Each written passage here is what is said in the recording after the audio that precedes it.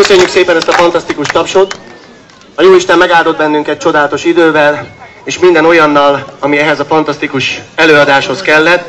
Köszönetet szeretnék mondani minden barátunknak, minden alkotónak, minden segítőnek. Nem sorolom fel őket, mert hibáznék. Az elmúlt egy hétben nagyon sokszor elmondtam már, tudják azok, akikre vonatkozik. Köszönjük szépen, és nektek is, Székelyföld, köszönjük, hogy itt voltatok. Nagyon örülünk annak, mi magyar művészek, valahányszor meghívást kapunk, és nagyon szeretném még a jövőben, hogy láthassunk benneteket, és láthassuk ezt a csodálatos helyet, Óriás Pincetetőt.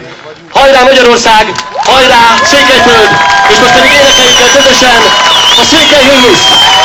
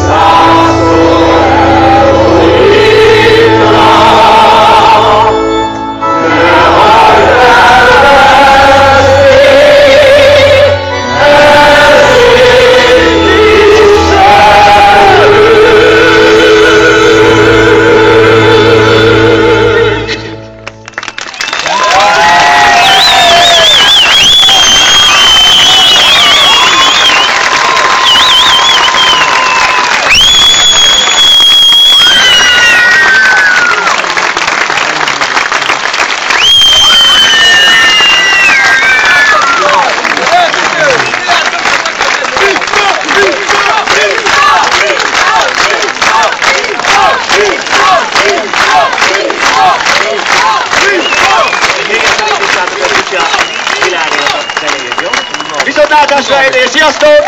Köszönjük szépen!